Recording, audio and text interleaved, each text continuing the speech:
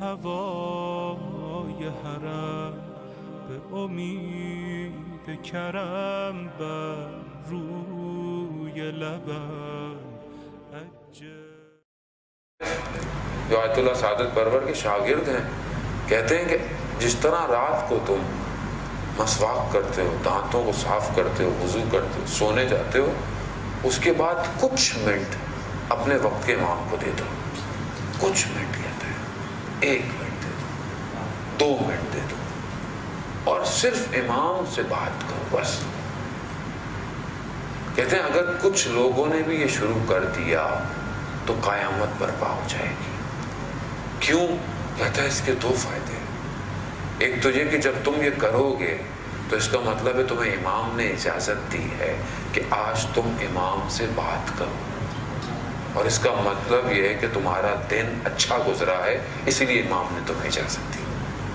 یعنی تم نے دن میں اپنے آپ کو بچا کے رکھا تو ابھی تم امام سے گفتگو کر رہے ہو. اور دوسرا یہ کہ تم خود متوجہ رہو گے ہر وقت اپنے امام کے لیے.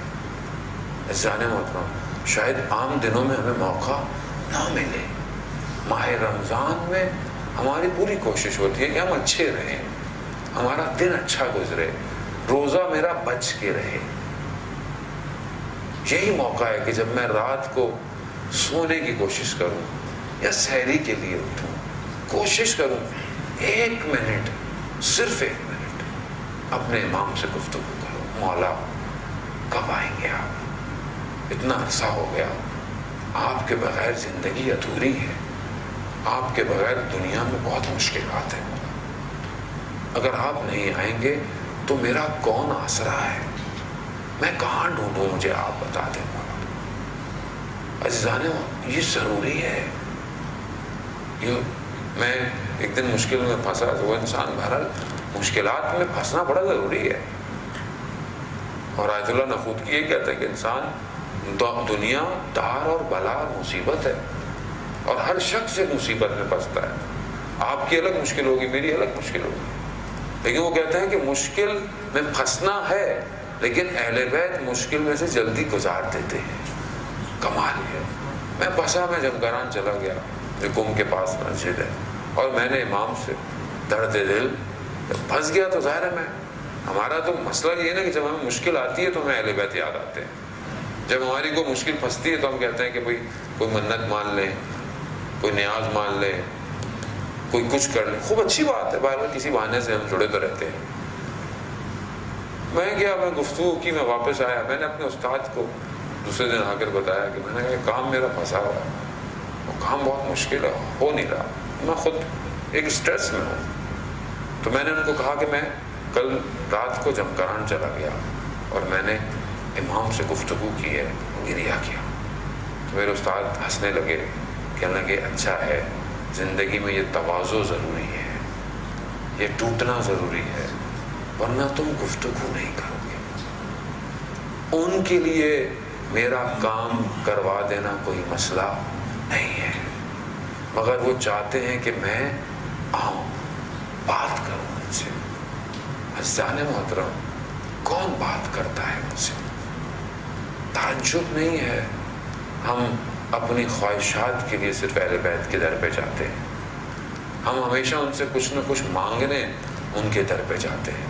کبھی ہم نے یہ کہا مولا میں آیا ہوں آپ کے در پر، جو کچھ میرے پاس ہے وہ میں آپ کو دینے آیا ہوں، اور سب سے زیادہ میرے پاس جو مہم اور امپورٹنٹ ہے وہ میری جان ہے مولا، وہ میں آپ کی خدمت میں پیش کرنا ہے. قبول کیجیے، مجھے اپنے پاس لے لیجیے. عزیزان محترم، شخص ایک عالم دین اصفہان میں تھے، انہوں نے وصیت کی کہ مجھے جب دفنایا جائے، تخت فولاد بہت بڑا قبرستان ہے اصفہان کے، کہا مجھے دفنایا جائے تو فلانا وہ جو شخص تھا جو کہ ہمارے علاقے محلے میں چوکیدار تھا، دروغبان، وہ جو رات کو پہرے کے لیے چلتا تھا، اس کے برابر میں دفنایا جائے.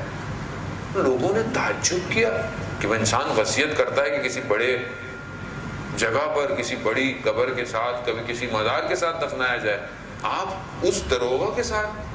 کہا ہاں میں یہ چاہتا ہوں کہ روز محشر یہ میری شفاعت کریں.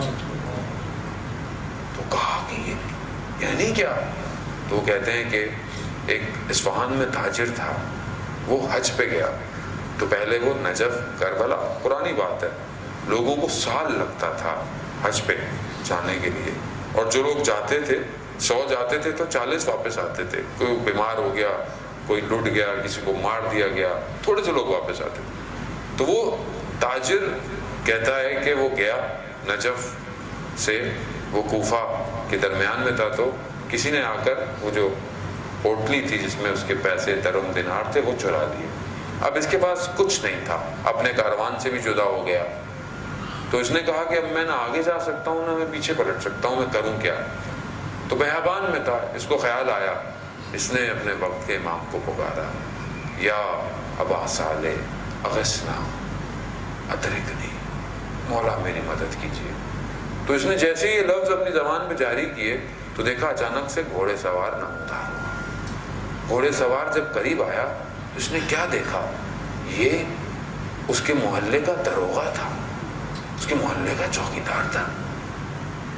کہتا ہے میں نے تو امام کو پکارا تھا، تم کہاں سے آ گئے؟ کہتا ہے مجھے امام نے بھیجا ہے.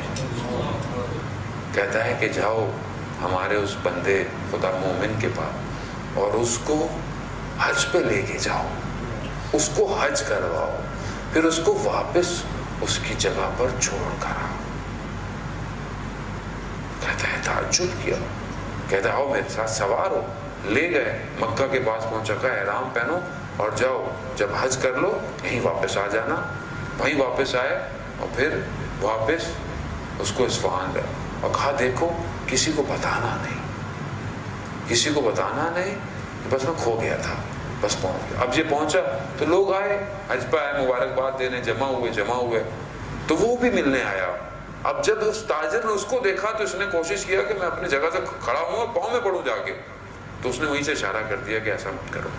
جب سب چلے گئے تو اس نے بولا یہ کیا کر رہے تھے؟ کہا آپ، کہا جس طرح پہلے سلام کرتے تھے ویسے ہی سلام کرو، جس طرح پہلے لوگوں کے سامنے کرتے تھے ویسے ہی کرو. جانے ہوتا ہمارے استاد کہتے ہیں کہ ہمیں نہیں پتا مومنین میں سے کون اللہ کا بندہ ہے. ہم بعض اوقات پتہ نہیں کس کو دھتکار دیتے ہیں، کبھی کسی کو کمتر سمجھ بیٹھتے ہیں، پتہ نہیں خدا کے نزدیک وہ کتنا عزیز ہو، وقت کے امام کے نزدیک وہ کتنا عزیز ہو. خلاصہ وہ اس کا وقت گزر گیا تو ایک دن وہ آیا اور اس نے کہا کہ دیکھو یہ میرا کفن، یہ میری چیزیں، فلانے دن فلانی جگہ آ جانا، میں مر چکا ہوں گا اور مجھے دفنا دینا. عزیزان محترم، امام ہمارے اعمال دیکھ رہے ہیں، امام شاہد ہے، ناظر ہے ہمارے اعمال. قرآن کہہ رہا ہے، میں نہیں کہہ رہا، قرآن کہتا ہے. قرآن کہتا ہے سورہ توبہ میں، اے رسول ان سے کہہ دیجئے اپنا عمل کیے چلے جائیں، اللہ، اس کا رسول اور مومنین کی جماعت دیکھ رہے ہیں، دیکھ رہے ہیں، امام دیکھ رہے ہیں. امام جانتے ہیں میں کتنا خالص ہوں اندر سے، امام جانتے ہیں میں کتنے خلوص کے ساتھ روزے رکھ رہا ہوں، امام جانتے ہیں کہ میں کتنی تلاوت کرتا ہوں، امام میری سوچوں سے بھی واقف ہے. لا یمکن الفرار، دعائے کمیل میں کہتے ہیں پروردگار تیری حکومت سے فرار نہیں ہے. یہاں یہ امام اسی خدا کا نمائندہ ہے، اس سے بھی فرار نہیں ہے.